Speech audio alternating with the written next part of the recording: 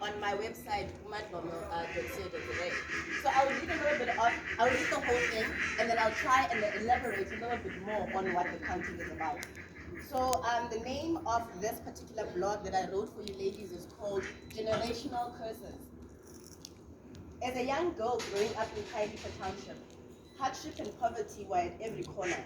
In my then young mind, I concluded that if I broke out of the confines of the township and its poverty, then I would have started the road in ending generational curses within my family. How wrong could I have been about true meaning of breaking generational curses? Our freedom has never been tied to money. See, we all have generational pains we need to heal from and make sure they don't get carried into the next generation.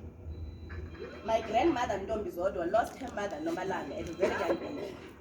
She once told me of the pain of growing up without her mom. I remember that day very clearly. My normally strong and stern grandmother spoke to me with pain in her eyes and vulnerability I'd never seen in her before. It broke my heart when she said she would cry at the back of her heart because she had no mother to soothe her.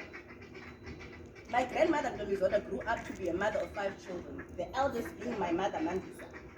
My grandmother was never married, so she worked in the city to provide for herself and her children and send money to relatives in the Eastern Cape, England, who were looking after my mother and her siblings. A woman that no one had taught love or given hugs was doing her best. My mother Mandisa once told me of her childhood of having to be raised by relatives and not her own mother, how she became service to others and were given hand-over clothing although she knew her mother sends money. My grandmother Ntombi Zodwa never felt the need to tell my mother Mandisa who her father was, because even she Ntombi Zodwa grew up not knowing a father's love. Mandisa grew to be a mother of 2. I, Siwe, am her youngest. I asked her at age 12, why is it that she only has 2 children, but at home there are so many people who live with us? She told me that she tells me often that she loves me and that I'm beautiful because she never heard those words from her own mother. She also said she opened up our home to whoever needs it because people need safe spaces where they can be loved and fed even if they're not blood. When I was 8 years old, after my father had disappeared and returned many times, my parents officially broke up because they were never married. My mother would organize money for me to visit my father despite knowing the cruel things my father would speak about her at every visit. And each time she made sure I went, and even if I didn't want to, she made sure I got to know my father, flaws and all. Outside of her own love, this is by far the second best gift my mother has ever given me. Even though my father's love was irregular and imperfect, I got to experience it for myself. The greatest of all that I had ever gotten from my mother was a gift of love and forgiveness towards my grandmother, although she never asked for it. My mother Mandisa forgave my grandmother for her absence and the victimization as a young child that she experienced because of it. Due to my mother's act of love towards my grandmother, I grew up with a grandmother who loved me unconditionally. The love my grandmother gave me came from a woman that was now confident that she was loved despite her faults. My grandmother's love felt like warm honey to me. Ntombi Zodwa was a living maid in Canada. She would often take me to live with her and spoil me to no end. When she retired, I was always at her hip when she went to community outreach programs for the elderly. Through my mother's forgiveness, it allowed my grandmother to bravely show the love she always possessed. Ntombi Zodwa wasn't all strength, she was always love. Her love till today stays my favorite. And I'm forever grateful to my mother for starting the chain of generational healing. This to me is a true way of ending generational curses. It is important not to carry the pain forward. From these 2 women who stood alone, I learned the power of love. They are the reason I created this platform so that no woman ever has to stand alone. I have become an agent of love and change because I was raised by a woman who used forgiveness as a tool for healing. Look into your homes, look into your families, past the pain points and see what is it you need to let go of so that the next generation in your family can be free. Poverty never defined us. Though the pain we carry through generations will be our legacy if we do not allow ourselves to break free. See, forgiveness gives room to healing, which leads to love, which is so beautiful. Let's be agents of change. Let's be agents of love, ladies. So my story is not a story that is different from any other. As you can see in the story, it depicts of a single woman who finds a woman who finds herself being a single mother, having to be sometimes with a partner who is not playing the role that they should. It is so easy in this situation to be caught up and be yet another bitter, angry black woman. She knew that when she sent me to for my father that there was nothing that my father would speak of her that would be good. But she sent me anyway. Because despite the fact that she was doing everything for me, God gives two people children. And from the flaws they learn. I'm glad I was able to have access to my father because I saw him for who he is. I was able to understand as I grew how much love my mother had for me, to have placed herself in that situation. It is so easy to get caught up in our own egos and forget that God made us vessels to be able to bring this beautiful gifts into this world. And it is our right to protect, it is our right to make sure that our children have all that we can be able to give them. My mother grew up without her own mother present. You know, some people find themselves in those situations as where people grew up slightly abused by family members.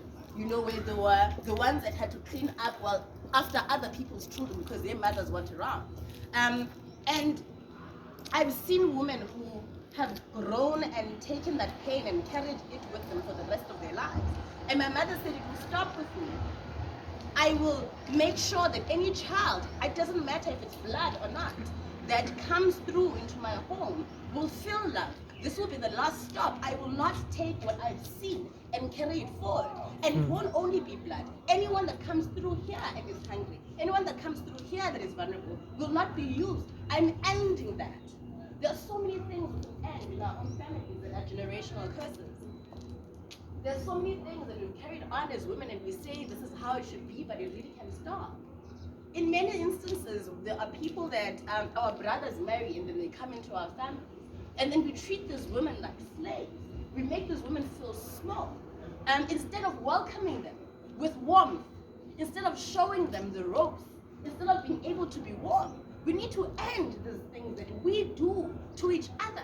If you look at most of the things that we do, they're not external. They are choices that we choose to make. In most instances, we know the pain of having to be that woman in a household where you know no one and everyone is treating you badly.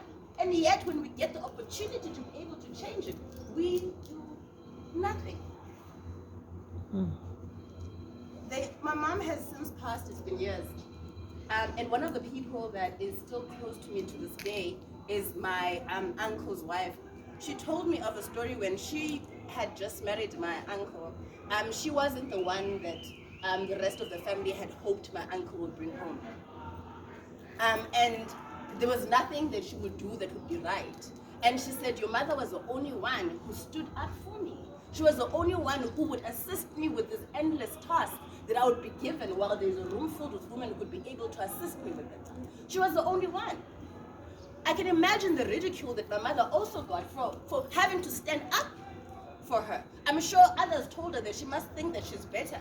But sometimes, queens, we need to stand up and end these things. We need to stand up and say it's enough now. This thing can't carry on. We know how uncomfortable this is. This discomfort has to end, and it will end with me. We feel that money will be able to change our situation. But it's the pain that we have endured that needs to end. Money won't change our mindsets. We first need to be able to change our mindset so that when money does come, we know actually how to be able to deal with it. We feel that how we look on the outside is way more important than how we are on the inside. But it doesn't matter how you look on the inside, because at night when you are alone and all of us aren't there and we can't see your cars and we can't see all of the things that are in your house, are you able to be at peace and sleep? And if the answer is no, you need to start doing some changes internally. You need to start doing some changes within your environment.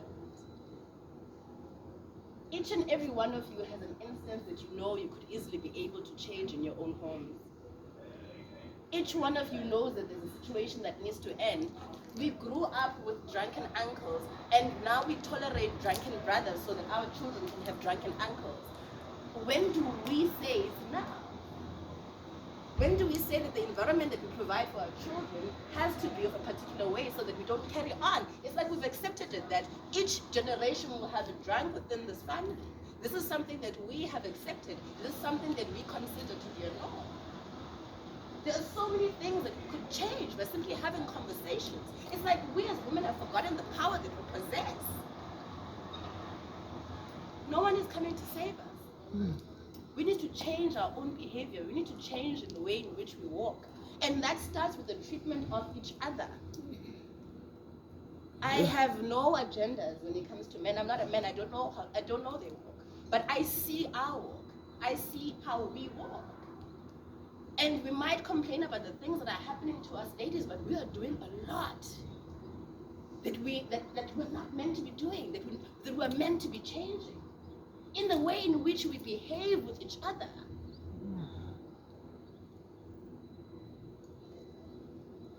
Let's be agents of change, ladies. Let's be agents of love.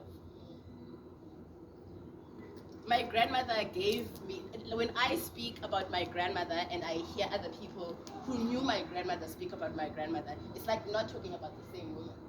They always paint her as, you know, this really strong woman who did this, and she created a lot of change within the family because she was a strong woman. But I don't remember that about her. I remember the most warmest woman ever, and it was because for the first time in her life someone had loved her.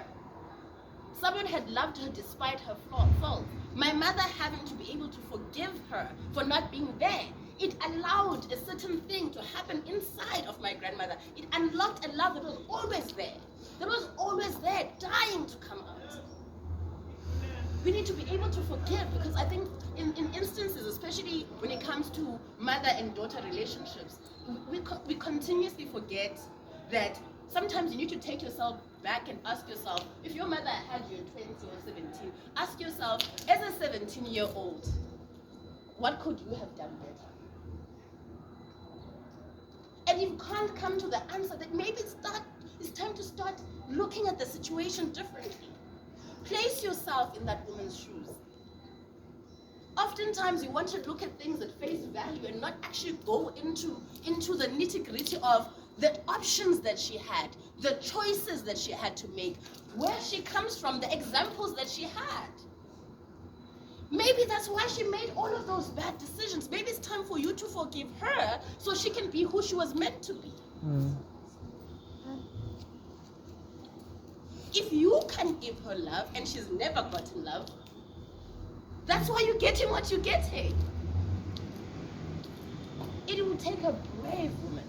It will take a woman of God to forgive someone for what they can't change.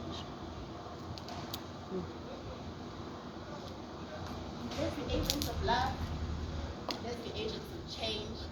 I wish you an amazing festival.